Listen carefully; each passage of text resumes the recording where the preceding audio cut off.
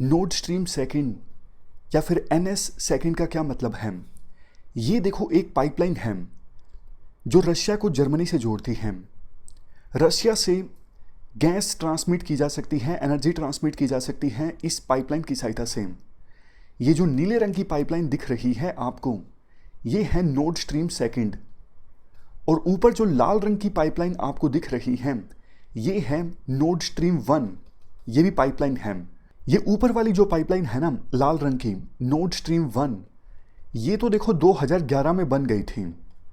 लेकिन ये NS2 जो है, नॉर्ड स्ट्रीम सेकंड, नीचे वाली नीले रंग वाली, ये इसकी कंस्ट्रक्शन पूरी हो गई है, स्टार्ट ये अभी भी नहीं हुई है। लेकिन इसको लेके कंट्रोवर्सी है जिसके बारे में हम डिस्कस करेंगे, और आज का आर्टिकल क्या है वो भी डिस्कस करेंगे। पहले बेसिक्स की बात करते हैं। ये नॉर्ड स्ट्रीम सेकंड जो पाइपलाइन है, इसके लिए पाइप्स की मैन्युफैक्चरिंग स्टार्ट हुई 2016 में, कंस्ट्रक्शन स्टार्ट हुई 2018 में। इस पाइपलाइन की टोटल लेंथ कितनी है? 1224 किलोमीटर। ये जो रूट आपको दिख रहा है, ये 1224 किलोमीटर का है। 11 बिलियन डॉलर्स की लागत आई इस पाइपलाइन को कंस्ट्रक्ट करने में। और अगर देखो, रशिया से जर्मनी तक एनर्जी को ट्रांसफ़र करना है, गैस या फिर ऑयल डिलीवर करना है, तो ये जो रूट है ना, शॉर्टेस्ट, मोस्ट इकोनॉमिकल और इन्वायरमेंट फ्रेंडली रूट है। अब ये बात सुन के आपके मन में क्वेश्चन आया होगा जाहिर तौर पर, जब सब कुछ इतना ही अच्छा है तो फिर कंट्रोवर्सी किस चीज़ की? और अगर ये रूट सबसे ज़्यादा इकोनॉमिकल, इन्वायरमेंट फ्रेंडली रूट है, तो क्या इसके अलावा भी कोई रूट है? जी हाँ, दोनों क्वेश्चंस के आंसर्स आपस में इंटरलिंक्ड हैं। कंट्रोवर्सी क्या है पहले ये जानते हैं। देखो, अभी यूरोप जो है 40% एनर्जी नीड्स के लिए रशिया पर डिपेंडेंट है। ये जो पाइपलाइन है अगर चालू हो गई, Nord stream second, Nord stream 1 तो ऑलरेडी वर्किंग है, 2 अगर चालू हो गई तो यूरोप की जो डिपेंडेंस है ना, वो रशिया के ऊपर और ज़्यादा बढ़ जाएगी एनर्जी के लिए। यूएसए ऐसा नहीं चाहता, इवन यूरोप के कुछ देश ऐसा नहीं चाहते कि हम रशिया के ऊपर डिपेंडेंट हो एनर्जी के लिए पूरी तरह से। जैसे देखो, इंडिया भी नहीं चाहता कि हम पूरी तरह से वेस्ट एशिया पर डिपेंडेंट हो एनर्जी के लिए। कल को युद्ध हो जाए और कोई दिक्कत हो जाए, एक ही रीजन से हम ऑयल इंपोर्ट करें, हमारी पूरी तरह से डिपेंडेंसी हो, ये तो उस देश की सिक्योरिटी के लिए भी ठीक नहीं है ना। तो ये पहला रीजन है, रशिया के ऊपर इंक्रीज होती डिपेंडेंसी। दूसरा रीजन, यूएसए ये चाहता है आप हमारी सी बोर्न LNG गैस जो है, लिक्विफाइड नेचुरल गैस, वो इंपोर्ट कीजिए। इसके बाद तीसरा रीजन जिसकी वजह से कंट्रोवर्सी पैदा हो गई NS2 को लेके, यानी नॉर्ड स्ट्रीम सेकंड को लेके। देखो, अभी एक और रूट भी है रशिया से यूरोप में एनर्जी ट्रांसमिट करने का। ये जो रूट है ना, ये लैंड रूट है, ये यूक्रेन से होके जाता है। ये रशिया है, मैप देखिए, ये रशिया है, ये यूक्रेन है। तो लैंड पाइपलाइन जो है वो रशिया से जाती है यूक्रेन होते हुए यूरोप के वेरियस कंट्रीज में, जर्मनी में, पोलैंड में। तो ये जो लैंड रूट है ना, ये यूक्रेन के लिए भी यूजफुल है। क्यों? क्योंकि रशिया की पाइपलाइन यूक्रेन से होकर जाएगी तो यूक्रेन को ट्रांजिट फीस तो देनी पड़ेगी ना। मतलब यूक्रेन का लैंड भी तो बीच में इस्तेमाल हो रहा है, आप सिंपल कह लीजिए रेंट तो देना पड़ेगा ना।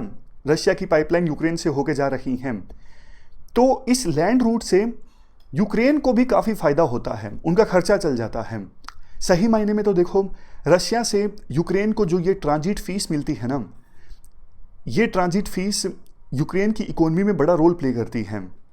तो अगर ये नॉर्ड स्ट्रीम सेकंड चालू हो गई तो फिर तो यूक्रेन को ट्रांजिट फीस मिलनी कम हो जाएगी, और यूक्रेन को अगर ट्रांजिट फीस कम मिलेगी तो यूक्रेन की जो इकोनॉमी है वो ठप होने की दिशा में आगे बढ़ेगी।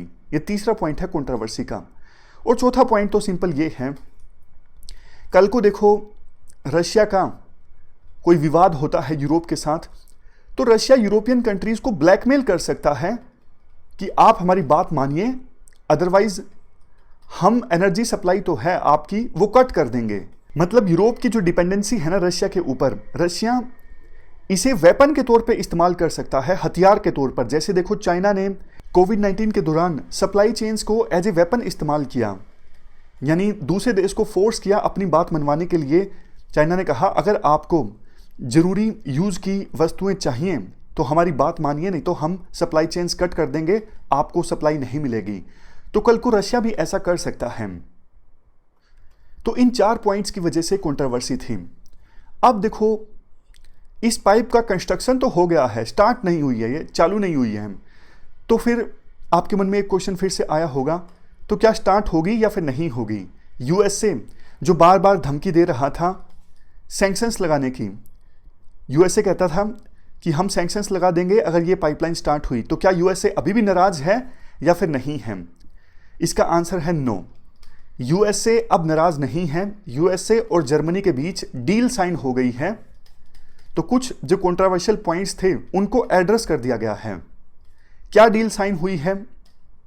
देखो, यूएस और जर्मनी के बीच डील साइन ये हुई है कि कल को अगर रशिया एनर्जी को एक हथियार के तौर पे इस्तेमाल करता है, मतलब ब्लैकमेल करता है यूरोप को कि हम एनर्जी की सप्लाई कट कर देंगे अगर आपने हमारी बात नहीं मानी, तो फिर जर्मनी स्टेप्स लेगा अपने आप से कि यूरोपियन यूनियन जो है वो सैंक्शंस लगाए रशिया के अगेंस्ट, यूरोपियन यूनियन एक्शन ले रशिया के अगेंस्ट, ताकि रशिया की जो एक्सपोर्ट कैपेबिलिटी है यूरोप को गैस ट्रांसमिट करने की, उसे रिस्ट्रिक्ट किया जा सके।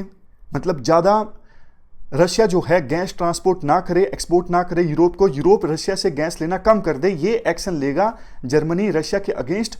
अगर रशिया या तो एनर्जी को एक वेपन के तौर पे इस्तेमाल करता है या फिर रशिया यूक्रेन के अगेंस्ट एग्रेसिव रुख अपनाता है।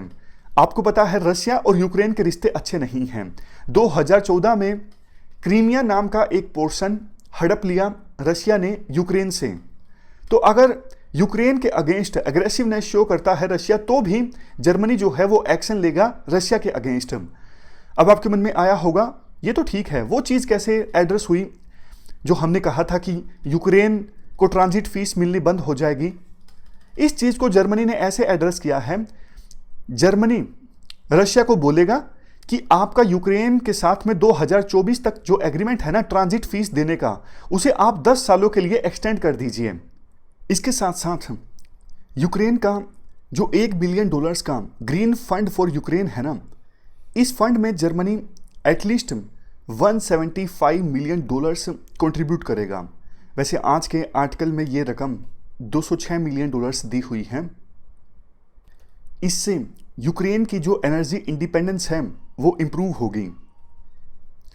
इसका क्या मतलब है? इसका मतलब देखो ये है, यूक्रेन भी अपनी एनर्जी के लिए ना रशिया के ऊपर डिपेंडेंट है। कल को अगर रशिया ने यूक्रेन को एनर्जी सप्लाई करनी बंद कर दी तो यूक्रेन क्या करेगा? तो एनर्जी इंडिपेंडेंस हासिल करने के लिए, यानी सेल्फ सफिशिएंसी, जो इंडिया अभी आत्मनिर्भर भारत की बात करता है, वैसे ही एनर्जी के मामले में यूक्रेन सेल्फ सफिशिएंट हो, इसके लिए वो हाइड्रोजन एनर्जी पे रिसर्च कर रहे हैं ताकि रशिया के ऊपर निर्भर ना करें। इसके लिए उन्होंने $1 बिलियन का फंड बनाया और इसमें जर्मनी कंट्रीब्यूट करेगा $175 मिलियन। तो ये डील साइन हुई है यूएस और जर्मनी के बीच। इसके बाद यूएसए तैयार हो गया है इस पाइपलाइन के लिए। अब यूएसए को कोई दिक्कत नहीं है। वैसे देखो, यूरोप में ना गैस प्राइसेस अभी बहुत ज़्यादा बढ़े हुए हैं, $1000 पर 1000 क्यूबिक मीटर्स हैं। इसकी वजह से बहुत सारी इंडस्ट्रीज और फूड सप्लाई चेन्स जो हैं वो स्ट्रेस में हैं।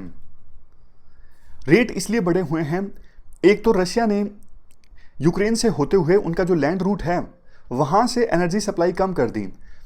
रशिया ने बहाना मारा कि अभी हमें डोमेस्टिकली काफ़ी एनर्जी की आवश्यकता है, इसलिए हम ज़्यादा एक्सपोर्ट नहीं कर पा रहे हैं।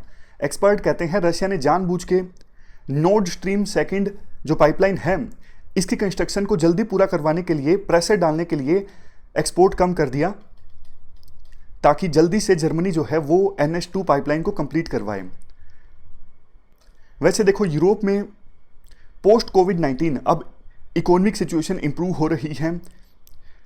एनर्जी को स्टोर करने की, गैस को स्टोर करने की ज़्यादा व्यवस्था है नहीं, तो लगातार इंपोर्ट चलते रहना चाहिए रशिया से, तभी उनका काम चलता है। अगर रुक गया थोड़ा सा भी तो गैस प्राइसेस जो हैं वो बहुत ज़्यादा बढ़ जाते हैं। वैसे देखो, यूक्रेन यूएस जर्मनी डील से खुश नहीं है।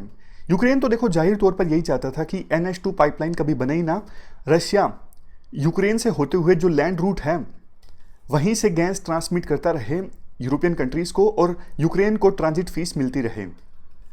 बट पाइपलाइन बन चुकी है, यूएस की नाराजगी भी दूर हो चुकी है यूएस जर्मनी डील की वजह से।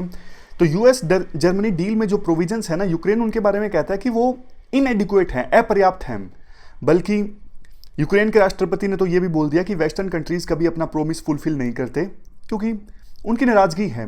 उन्हें लगा, वो बेटर एक्सपेक्ट कर रहे थे, उनको लग रहा था कि वेस्टर्न कंट्रीज यूक्रेन का साथ देंगे, लेकिन वेस्टर्न कंट्रीज यूक्रेन का साथ नहीं दे रहे हैं। वो NH2 ये जो नॉर्ड स्ट्रीम 2 डील है इसको लेके आगे बढ़ रहे हैं, खास करके जर्मनी। और बाकी जो कंट्रीज हैं वो इतना विरोध नहीं कर रहे हैं। वो कहते हैं कि यूक्रेन का बीच में कोई लेना देना नहीं है, हम आपस में डिसाइड कर लेंगे कि ये पाइपलाइन आगे जानी चाहिए या फिर नहीं जानी चाहिए। जर्मनी तो देखो चाहता ही है कि पाइपलाइन स्टार्ट हो जाए, लेकिन यूरोप के बाकी कंट्रीज जो है ना, जैसे फ्रांस हैं, वो ये कह रहे हैं कि हम अपने आप से डिसाइड कर लेंगे, बीच में यूक्रेन का कोई लेना देना नहीं है।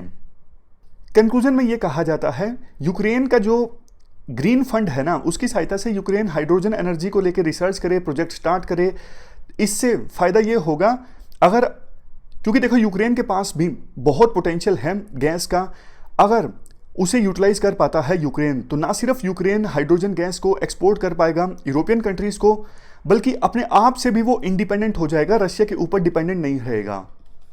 तो ये पूरा आर्टिकल हमने डिस्कस किया नॉर्ड स्ट्रीम 2 के बारे में। चलते हैं आगे।